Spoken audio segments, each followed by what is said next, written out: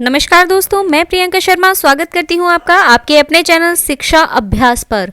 तो ऐतिहासिक फैसला देखने को मिला है उत्तर प्रदेश सरकार ने, जो उत्तर प्रदेश में पुलिस की बहुत बड़ी भर्ती आई है, लगभग 60,000 भर्ती हैं।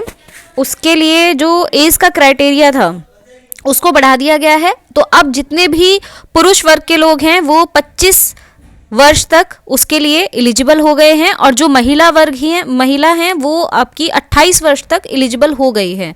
तो जो भी इसके अंडर में आते हैं, इसके बाद अपने रिजर्वेशन को काउंट करके, तो बहुत ही अच्छा अवसर है उनके लिए। ये फॉर्म फिलअप करें, बहुत बड़ी वैकेंसी है, तो अपनी एक सीट सुनिश्चित करें। तो चलिए जान लेते हैं इसके बारे में।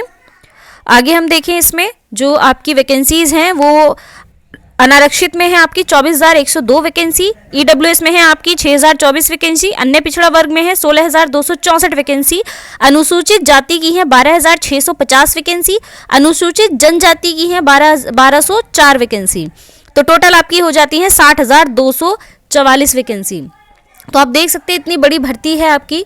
इसमें से एक सीट अपनी सुनिश्चित करें, ज़रूर करें, तैयारी अपनी जारी रखें, क्योंकि इतनी बड़ी भर्ती दोबारा शायद ही उत्तर प्रदेश में इतनी जल्दी देखने को मिले।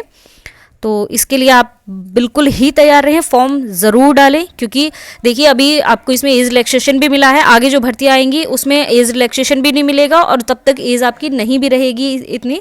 तो आप इसको ध्यान में रखते हुए अपनी जो वैकेंसी है उस पर तैयारी जारी रखें। तो इसके फॉर्म की बात करें तो इसके फॉर्म जो हैं वो आज से यानी कि 27 दिसंबर से शुरू हो गए हैं भरने, और इसकी जो जमा करने की अंतिम तिथि रहेगी वो रहेगी आपकी 16 जनवरी, और जो शुल्क समायोजन एवं आवेदन में संशोधन की अंतिम तिथि रहेगी वो रहेगी आपकी 18 जनवरी।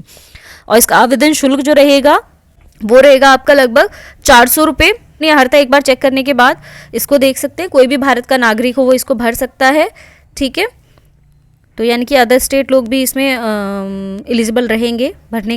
बात करें भर्ती की परीक्षा की, तो इसमें जो आपकी लिखित परीक्षा होनी है उसमें आपके जो ऑफलाइन लिखित परीक्षा रहेगी आपकी, उस ऑफलाइन में आपके वस्तुनिष्ठ प्रकार के प्रश्न पत्र रखा जाएगा। लिखित परीक्षा 300 अंकों की होगी, जिसकी समयावधि 2 घंटे की होगी। इस लिखित परीक्षा में 4 विषय होंगे, जिसमें सामान्य ज्ञान, सामान्य हिंदी, सांख्यात्मक एवं मानसिक योग्यता, मानसिक अभिरुचि, बुद्धिलिप्ति एवं तार्किक क्षमता।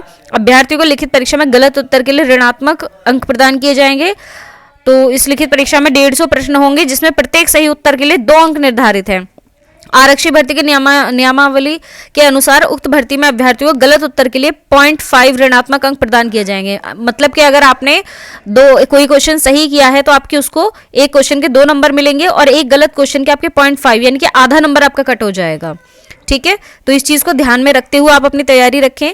OMR पे आपकी जो है वो परीक्षा होगी, ऑफलाइन रहेगी, ऑनलाइन परीक्षा नहीं है इसमें आपकी। आगे इसमें देख लेते हैं फिजिकल स्टैंडर्ड टेस्ट यानी कि PST के बारे में। कितना आपको मानक जो है वो परीक्षण के लिए चाहिएगा। इसमें पुरुषों के लिए जो है उसमें ऊंचाई आपकी रहेगी सामान्य, अन्य पिछड़े वर्ग और अनुसूचित जातियों के पुरुषों के अभ्यर्थियों के लिए न्यूनतम ऊंचाई जो है वो 168 सेंटीमीटर है। तो जिन्होंने अभी तक कभी किसी वैकेंसी में या किसी भर्ती में वो नहीं गए हैं ऐसी में, तो अपनी जो हाइट है उसको एक बार सुनिश्चित जरूर कर ले अच्छे से नाप के।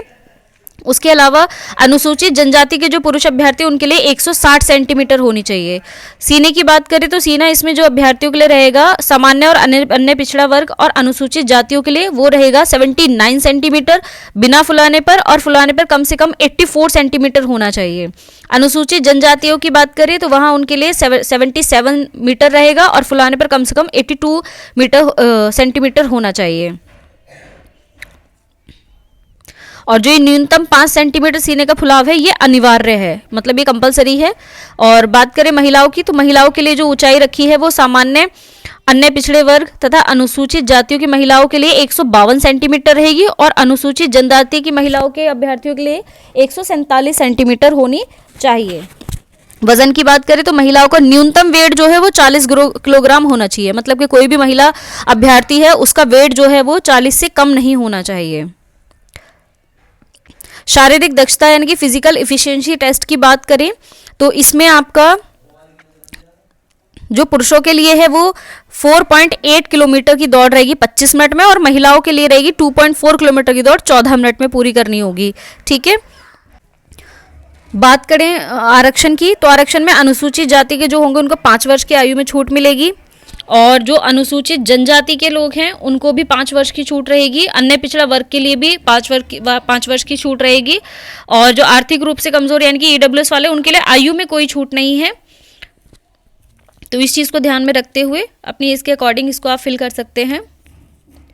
इसके अलावा जो स्वतंत्रता संग्राम सेनानी के आश्रित है उनके लिए भी कोई आयु में छूट नहीं है। भूतपूर्व सैनिक है उनके लिए 3 वर्ष की छूट है। होमगार्ड केवल पुरुष जो होंगे उनके लिए भी कोई छूट नहीं है। महिलाओं के लिए भी कोई छूट नहीं है आयु में, जो यानी कि 28 वर्ष रखी गई है वो होगी। बाकी कैटेगरी के अनुसार उनको जो छूट रहेगी वो मिलेगी। चलिए बात कर लेते हैं अब लिखित परीक्षा के पाठ्यक्रम की, अर्थात सिलेबस की। तो इसमें जो सामान्य ज्ञान का आपका सिलेबस रहेगा, जनरल नॉलेज का, इसमें आपका सामान्य विज्ञान, भारत का इतिहास, भारतीय संविधान, भारतीय अर्थव्यवस्था एवं संस्कृति, भारतीय कृषि, वाणिज्य एवं व्यापार, जनसंख्या, पर्यावरण एवं नगरीकरण, भारत का भूगोल तथा विश्व का भूगोल, प्राकृतिक संसाधन, उत्तर प्रदेश की शिक्षा संस्कृति। ये जो उत्तर प्रदेश की शिक्षा संस्कृति है और जो इसकी सामाजिक प्रथाओं के संबंध में जो विशिष्ट जानकारी है, इससे आपके क्वेश्चन काफ़ी मात्रा में देखने को मिलते हैं। तो आप कोशिश करें जो उत्तर प्रदेश है उसको आप अच्छे से स्टडी करें, बहुत अच्छे से उसकी पढ़ाई करें, जिससे कि आपके वहाँ ज़्यादा से ज़्यादा क्वेश्चन ठीक होने की संभावनाएं बढ़ जाएं। उसके अलावा जो ये साइबर क्राइम है, वस्तु एवं सेवा कर, टैक्स से रिलेटेड हो जाएगा, विमुद्रीकरण हो गया, देश राजधानी और मुद्राएं हो गई उनकी, ये भी एक अच्छा क्वेश्चन हो सकता है जो आपको ईजिली नंबर दे जाए, क्योंकि जब आप देश और उनकी राजधानियाँ और उनकी मुद्राएं ईजिली आप कर लीजिए, लिमिटेड चीज़ें होती है, ये बहुत ज़्यादा तो होंगी नहीं, तो जितने हैं उतनी रहेंगी, तो इसको आप कर लेंगे तो 1 या 2 नंबर आपको इसमें से बहुत अच्छे से मिल जाएंगे। महत्वपूर्ण दिवस जरूर करें, अनुसंधान और जो खोज है वो करें, पुस्तक और उनके लेखक करें। ये कुछ ऐसे टॉपिक्स हैं जो आपको मतलब बहुत ज़्यादा ब्रॉड नहीं होते हैं, कम ही होते हैं, और उसमें आप करने से आपका 1 या 2 नंबर पक्के हो जाते हैं। तो आप इन टॉपिक्स को ज़रूर करें। सिलेबस में ये ना सोचें कि बहुत ज़्यादा हो गया है तो अब हम इनको कैसे करेंगे। इनमें से जो जो सब्जेक्ट आपके अच्छे हैं उनको बहुत अच्छे से प्रिपेयर कर ले। बाकी करना तो देखिए सभी कुछ है इसमें। बाकी हिंदी की बात करें, हिंदी में आपका हिंदी और अन्य भारतीय भाषाएं आएंगी। हिंदी व्याकरण का मौलिक ज्ञान आएगा। हिंदी वर्णमाला जिसमें तत्सम, तद्भव, पर्यायवाची, विलोम, अनेकार्थी वाक्यांशों के स्थान पर एक शब्द, समरूपी भिन्नार्थक शब्द, अशुद्ध वाक्यों को शुद्ध करना, लिंग, वचन, कारक, सर्वनाम, विशेषण, क्रिया, काल, वाच्य, अवयव, उपसर्ग, प्रत्यय, संधि, समास, विराम चिन्ह, मुहावरे, लोकोक्ति, रस, छंद, अलंकार। तो आप इसमें देखते हैं व्याकरण के लगभग सभी इसमें टॉपिक दिए गए हैं मुख्य मुख्य। आपने कभी भी किसी भी एग्जाम की तैयारी करी होगी तो ये सारे टॉपिक्स आपने पढ़े होंगे। और अगर आप पहली बार ये एग्जाम देने जा रहे हैं तो आप कोई भी एक स्टैंडर्ड बुक ले लीजिए व्याकरण की, उसमें आपको ये टॉपिक सभी एक जगह मिल जाएंगे। कुछ प्रीवियस ईयर के क्वेश्चंस करिएगा, जिसके लिए आप चाहे तो यूथ को प्रेफर कर सकते हैं। और बाकी कोई भी आप स्टैंडर्ड बुक ले लीजिए व्याकरण की, वो आपके लिए सफिशिएंट रहेगी। अपठित बोध प्रसिद्ध कवि, लेखक और उनकी प्रसिद्ध रचनाएं। देखिए इसको देखकर आपको बहुत ज़्यादा डीप में नहीं जाना है, बहुत उथला उथला पढ़ना है। जितने आपके फेमस राइटर्स हैं और फेमस पोएट है उन्हीं की आप रचना कीजिए, तो इसमें उसी में से 1-2 क्वेश्चन आपके देखने को मिल जाएंगे। हिंदी भाषा में पुरस्कार की बात करें और इसके मतलब जो भी पुरस्कार जो मिल चुके हैं ऑलरेडी रचनाओं पे, और खासकर इसमें करंट से रिलेटेड भी एक आध कर लीजिएगा, जैसे अभी किसको कौन सा पुरस्कार मिला है हिंदी की रचनाओं के लिए, तो वो ज़्यादा ज़रूरी है, क्योंकि करंट से आजकल देखने में आ रहा है एग्जाम्स में क्वेश्चन ज़्यादा पूछे जा रहे हैं। तो ये आपका हिंदी रहेगा। हिंदी एक ऐसा सब्जेक्ट है जिसमें आप ज़्यादा से ज़्यादा अपनी मार्क्स जो है खींच सकते हैं, जिससे आपकी मेरिट में आपको हेल्प हो सके। उसके बाद करें न्यूमेरिकल एंड मेंटल एबिलिटी की, इसमें भी आप देख सकते हैं वही आपके टॉपिक्स जो हैं बहुत ज़्यादा नए नहीं हैं, वही टॉपिक्स है जो आप किसी भी एग्जाम के लिए पहले से कर रहे होंगे। तो इसमें भी कुछ चैप्टर्स ऐसे होते हैं जो बहुत अच्छे से आप कर लेंगे तो आपके मार्क्स अच्छे से आपको आ जाएंगे। जैसे इसमें आपका दशमलव भिन्न हो गया, एलसीएम एचसीएफ हो गया, आपका एवरेज हो गया, profit and loss, percentage, interest, compound interest, ये सारे टॉपिक्स, समय और कार्य, समय दूरी, ये इजी टॉपिक्स है जिनको आप इजीली अच्छे से कर सकते हैं। जिनका अगर जो ये रेखीय वगैरह ग्राफ वगैरह अच्छे से नहीं है तो आप वो अपने अंकगणित के जो टॉपिक्स हैं उनको अच्छे से प्रिपेयर कर लीजिए। बात करें मेंटल एबिलिटी की, इसमें आपका तार्किक आरेख आएगा। बात करें मेंटल एबिलिटी की, इसमें आपका तार्किक आरेख रहेगा, संकेत संबंध विश्लेषण रहेंगे, प्रत्यक्ष ज्ञान बोध रहेगा, शब्द रचना रहेगी, अक्षर और श्रृंखला, शब्द और वर्णमाला के आंशिक रूप। ये आप अपना देखिए अच्छे से सिलेबस को एक बार स्टडी करिए, इसका प्रिंट निकाल कर अपनी नोटबुक में या दीवार पर जहाँ भी आप स्टडी करते हैं वहाँ पर आप इसको पेस्ट कर लीजिए।